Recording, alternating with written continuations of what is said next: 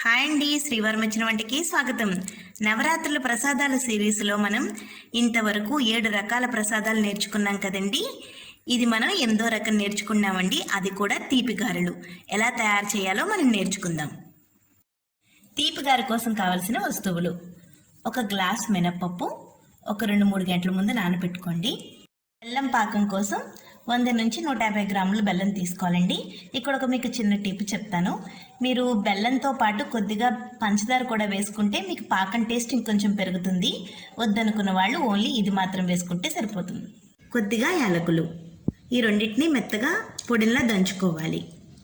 ముందుగా మనం పాకం పట్టుకోవాలండి. ఒక గ్లాస్ నీళ్ళు సరిపోతాయి. కొద్దిగా చిక్కపడాక కట్టేసుకుంటే సరిపోతుందండి. మరీ ఎక్కువగా పాకం రావనక్కర్లేదు. పాకం రెడీ అవుతున్నప్పుడే యాలకుల పొడి, మిరియాల పొడి కూడా వేసేసుకోవాలండి. ఇది పాకం పట్టుకునే లోపు మనం ఈ పప్పుని గ్రైండర్ పట్టుకోవాలి. పాకం మరిగిపోతుంది కదండి, దీంట్లో ఇప్పుడు మిరియాలు, యాలకుల పొడి వేసేసుకుంటే సరిపోతుందండి. చూసారు కదండి, ఇలా రుబ్బుకోవాలి. మరీ జారుగా కాకుండా గట్టిగా కాకుండా చూడండి, ఇలా అనగానే మనకి గారి షేప్ వస్తుంది.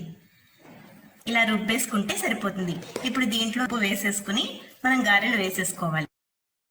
పిండిలో కొద్దిగా ఉప్పు వేసుకుంటే సరిపోతుందండి. ఇంకా మనం డీప్ ఫ్రైకి సరిపడినంత ఆయిల్ పెట్టుకుని అది వేడెక్కిన వెంటనే గారెలు వేసేసుకోవాలి. ఇప్పుడు మనం ఒక అరిటాకు మీద గారె పిండి పెట్టుకుని ఇలా చిన్న చిల్లు పెట్టుకుని గారె వేసేసుకోవడమేనండి. పాకం గారెలకు ఇలా చిన్నగా వేసుకుంటే బాగుంటుందండి. పాకం అది కూడా చక్కగా తొందరగా పీలుస్తుంది. దొరకని వాళ్ళు ఇలా అరిచేతిలో పిండి పెట్టుకుని చిన్న చిల్లు పెట్టుకుని వెంటనే వేసేసుకోవాలి.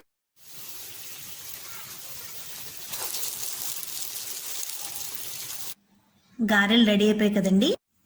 ఇప్పుడు మనం పాకంలో వేడి వేడి గారెలు వేసేసుకోవాలండి. గారెలు వేడిగా ఉన్నప్పుడు మాత్రమే వేసేసుకోవాలి.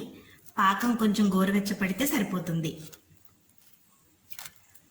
అప్పుడు మీకు మొత్తం చక్కగా పీల్చుకుంటుంది.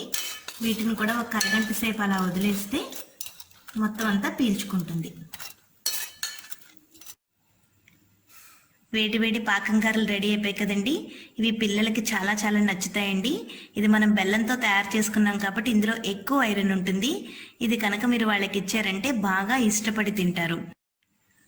మీకు కనుక నచ్చినట్లయితే మీరు కూడా ట్రై చేసి ఎలా వచ్చిందో నాకు కామెంట్ చేయండి. లైక్ చేయండి, షేర్ చేయండి, సబ్స్క్రైబ్ చేయడం మర్చిపోకండి. మా శ్రీవారం వచ్చిన వంట. Thank you for watching.